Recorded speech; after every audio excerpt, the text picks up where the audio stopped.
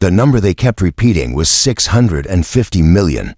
It didn't feel real. It was the kind of number you see in movies. A number that belongs to faceless corporations and men in skyscrapers who never see the ground. But here it was, attached to my name, my company, David Harris, the kid from Apartment for B who used to share a bedroom with his mother, was about to sign a deal worth $650 million. That my tie felt tight.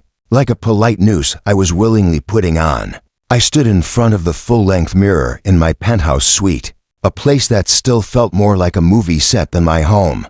The tuxedo was tailored perfectly. The shoes shined to a mirror finish. I looked the part. CEO, tech mogul, success, story. But under the crisp white shirt, my heart was doing a frantic, clumsy dance. David, are you ready, honey? Her voice cut through the sterile silence of the apartment. And just like that, the penthouse felt like home. I turned and saw her standing in the doorway. My mother, Lena Harris. She was wearing a simple, elegant navy blue dress. We'd spent a whole afternoon picking it out, and she'd fussed over the price tag until I practically forced her to the register. She wasn't wearing much jewelry, just a pair of pearl earrings I'd given her for her 60th birthday, and the thin gold chain she'd worn for as long as I could remember. Her hair, more salt than pepper now, was styled softly around her face. She looked beautiful. She looked like my mom. You look like a queen, Ma, I said, my voice softer than I intended. She waved a dismissive hand, but a blush crept up her neck. Oh, hush, look at you, my handsome boy. I can't believe it. All of this, she gestured around the room, at the floor-to-ceiling windows showing the glittering city below. It feels like a dream. It's real, Ma, we're here. I walked over and adjusted the small shawl around her shoulders. Her hands, as I took them in mine, felt the way they always had, warm, a little rough from a lifetime of work, and strong. These were the hands that had scrubbed floors, kneaded dough, and held my face when I cried. These were the hands that built my world. Are you nervous? She asked, her eyes searching mine. She could always read me, no matter how expensive. The suit was, a little, I admitted. It's a big night. It is, she said, her grip tightening on my hands. But it's just people, David.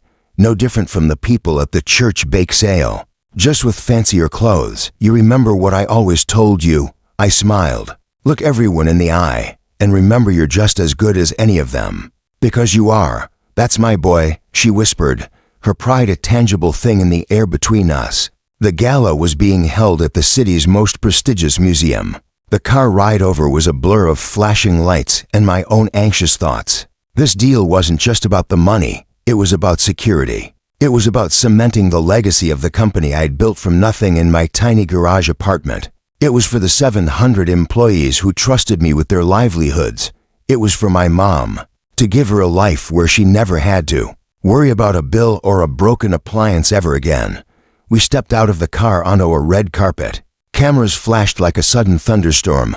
I kept a protective arm around my mother, guiding her through the chaos. She was a little wide-eyed, but she held her head high, just like she'd taught me to. Inside, the great hall was breathtaking. Marble floors gleamed under chandeliers that dripped with crystals like frozen waterfalls. A string quartet played softly in a corner. The air was thick with the scent of expensive perfume and the low, confident hum of conversations. Men in tuxedos and women in gowns that cost more than my first car drifted through the room, like elegant ships.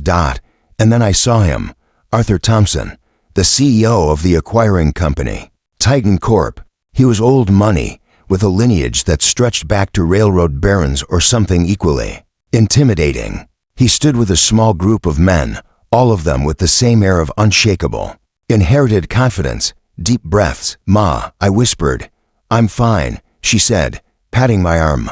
Just lead the way, son. As we approached, Thompson turned. A smile stretched his thin lips, but it didn't reach his cold, blue eyes. David, there you are, he said, his voice a smooth, practiced baritone. He extended a hand, and his grip was firm. A classic power move. A pleasure to see you, Mr. Thompson, I said, matching his professional tone. A wonderful event. We do our best, he said, with a slight nod that suggested this was all very normal for him. And this must be the woman responsible for this brilliant young man. He turned his gaze to my mother. "Mr. Thompson, I'd like you to meet my mother, Lena Harris," I said, pride swelling in my chest. "Ma, this is Arthur Thompson." My mother offered a polite, warm smile. "It's a pleasure to meet you, Mr. Thompson. David speaks very highly of you." Thompson took her hand, but he didn't shake it. He just held it for a moment, his eyes glancing down at it before meeting hers again. It was a small, almost imperceptible gesture, but I saw it. I saw the way his gaze flickered over her simple dress, her worn gold chain. "Charmed," he said, the words sounding hollow. He introduced us to the other men. They were board members, investors. They all had the same handshake, the same coolly appraising eyes. They asked me questions about market projections and synergy, their words a slick, corporate language that I was fluent in, but always felt foreign on my tongue. I answered them confidently, my mother standing quietly and proudly by my side. Then, a younger man, with Thompson's same sharp features and an even sharper suit, stepped forward. "Charles Thompson," he said, introducing himself as Arthur's son and the company's coup. "So, you're the one who's been giving us a run for our money. Impressive." "We've worked hard," I said simply. Charles's eyes slid from me to my mother. He had a smirk that he probably thought was charming. To me, it just looked cruel. "And Mrs. Harris," he began, his tone dripping with a condescending sweetness. "My father tells me you're the inspiration behind all this. It must be quite a world away from your world." I felt a knot tighten in my stomach. "My mother has always been my biggest supporter," I said, my voice a little firmer than before. My mom, ever graceful, just smiled. "I'm very proud of my son. He's a good boy, oh, I'm sure," Charles said, that smirk widening. He leaned in a little, as if sharing a secret. "We were all just wondering, what is it that you do? Or, what did you do before all this?" He gestured vaguely at the opulent room. The question hung in the air. It wasn't an innocent question. The way he asked it was a challenge, a social probe designed to measure her, to place her in their rigid hierarchy. My mother didn't flinch. She had more dignity in her little finger than this man had in his entire body. "For 20 years, I was a cleaner at the downtown bank," she said, her voice clear and steady. "And after that, I was a cook at the corner diner for 15 years. I retired last year." A thick, uncomfortable silence fell over their little group. The string quartet seemed to get louder. I could feel the shift in the air. It was like she'd confessed to a crime. Arthur Thompson cleared his throat. "A respectable profession, of course. Hard work." The words were right, but the tone was all wrong. It was the way you'd talk about a service animal, not a person. But Charles wasn't done. He laughed. A short, sharp bark of a sound. "A cook. How quaint." He looked down at my mother's hands, the ones I was holding just a moment ago, the ones I knew so well. He gestured towards them with his champagne flute. "Hands that have seen a lot of work, I see," he said, his voice loud enough for the people nearby to hear. "Not exactly a manicure and high-tea kind of life, is it?" And that was it. Time seemed to slow down. The murmur of the room faded into a dull roar in my ears. All I could see was Charles Thompson's smug face and my mother's expression. She didn't look angry or hurt. She just looked a little tired. Like this was a disappointment she had known her whole life and had hoped, for just one night, she wouldn't have to face. In that instant, I wasn't a CEO. I wasn't a tech mogul, on the verge of a $650 million deal. I was a 7-year-old boy in apartment for B, watching my mom come home after a double shift, her feet so swollen she could barely take her shoes off. I was a 12-year-old, watching her dip her chapped, aching hands into a bowl of hot water. At the end of the day, her face etched with exhaustion, but her eyes still lighting up when she asked about my homework. Those hands, the hands he was mocking, those hands had scrubbed toilets so I could have new sneakers for school. They'd packed 1,000 lunches. They'd checked my forehead for fevers in the middle of the night. They'd held me up when I thought I would fall. They had pushed me forward every single day, towards a life they could only dream of. Those hands were more valuable than every dollar in this room, more valuable than the entire deal. more valuable than Titan Corp and every other corporation on the planet. Those hands were sacred, and this pampered, silver-spooned child of a man had just spat on them. A cold, quiet rage filled me. It was different from any anger I'd felt before. It wasn't hot and explosive. It was deep and still and absolute. I let go of my mother's arm. I took a slow step forward. So I was standing directly in front of Charles. He was taller than me, but in that moment, he seemed very small. I didn't raise my voice. I spoke just loud enough for their group to hear my words, precise and sharp. "What did you just say?" Charles's smirk faltered. He looked to his father for support, but Arthur Thompson was just staring at me, his face a mask of stone. I was just making an observation. Charles stammered. "No," I said, my voice dangerously calm. "An observation is noting the color of a man's tie. What you did was mock my mother. You stood here, in your $1,000 suit that you didn't earn, and you mocked the woman whose work paid for my education, whose hands fed me when we had almost nothing, whose dignity taught me everything I know about being a man." I turned my gaze to Arthur Thompson. His cold blue eyes met mine. The polite fiction of the evening was gone. This was the real deal, the real negotiation. "This woman," I said, gesturing back to my mother, who was now watching me with a look of stunned, fierce love, "is the reason my company exists. The value she taught me: hard work, integrity, and treating every single person with respect. Number matter their station are the foundation of everything I've built. It's the soul of my company." I looked around at the circle of stunned, pale faces, "And I see now that your company has no soul." Arthur Thompson finally spoke, his voice tight with controlled fury. "David, be reasonable. My son was out of line. Charles, apologize." Charles looked like he'd swallowed a lemon. I apologize, Mrs. Harris. I meant no offense." It was the most insincere apology I had ever heard. I shook my head slowly. "It's too late for that.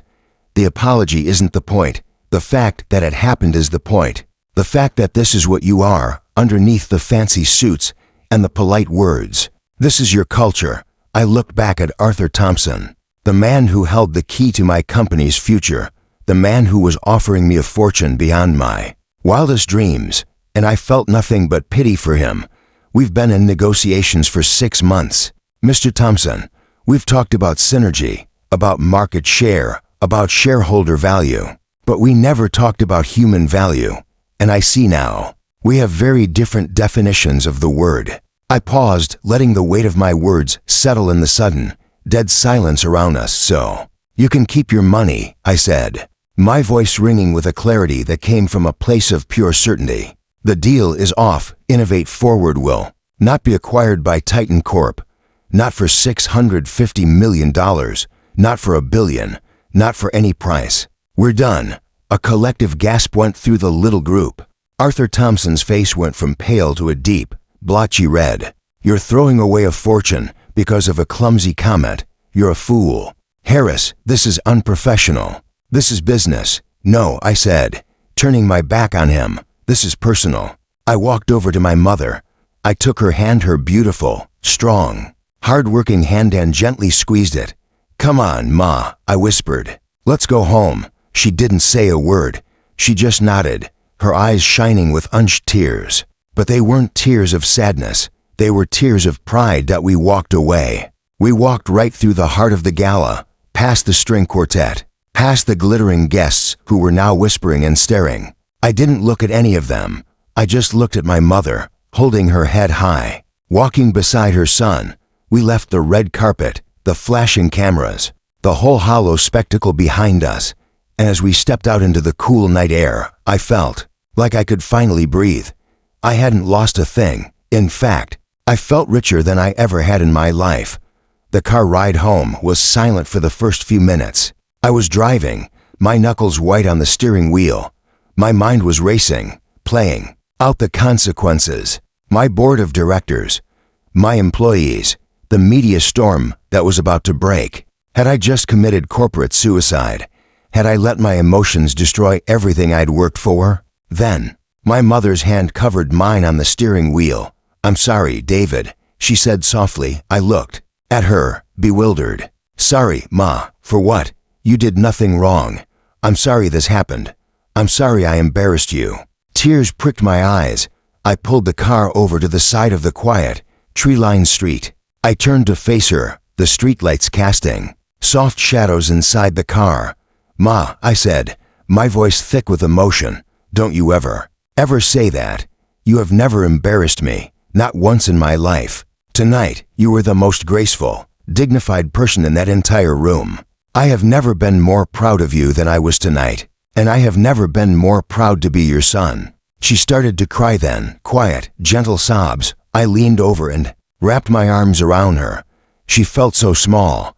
I held her just like she used to hold me, patting her back, letting her cry it out. You threw it all away, she whispered into my shoulder. All that money, for me, it wasn't for you. Ma, I said, pulling back to look her in the eye. It was for us. It was for everything you taught me. What good is all the money in the world if we sell our souls to get it? What good is a seat at their table if we have to forget where we came from to sit there? That wasn't a deal. It was a trade. And my integrity and your dignity are not for sale. She reached up and cupped my face with her hand. Her palm was warm against my cheek. You're a good man, David Harris, a good man. That was all I needed to hear. In that moment, I knew I had made the right decision. The next morning was exactly the storm I'd predicted. My phone started ringing at 6 a.m. and didn't stop. My CFO, my board members, my top engineers. The first few calls were frantic, disbelieving. David, what the hell happened? Thompson is telling everyone you lost your mind. My CFO, Mark, yelled through the phone. I let him vent. Then I told him the story, exactly what happened, exactly what was said. When I finished, there was a long silence on the other end of the line. His son said that. Mark asked, his voice low, about your mom. Yes, another pause. Okay, Mark said, his voice completely different.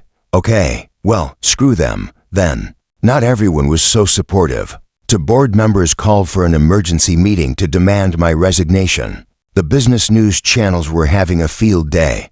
Emotional CEO kills $650 million deal over Gala spat. One headline read, they painted me as unstable, a liability. Thompson's PR machine was in full swing, portraying me as an arrogant upstart who couldn't handle the pressure of the big leagues. By noon, I felt like the loneliest man in the city. The weight of my decision pressed down on me.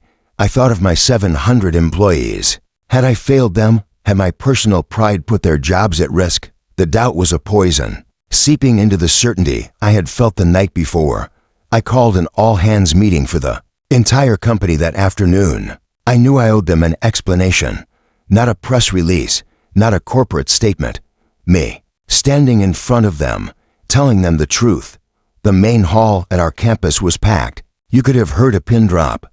I walked onto the stage, no notes, no slides, just me.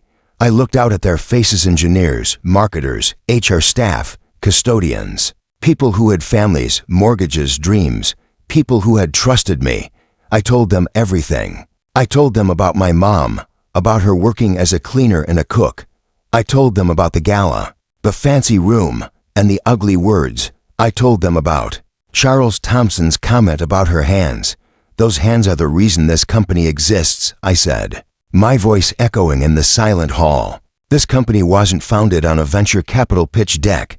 It was founded on the values my mother taught me in a tiny two-bedroom apartment.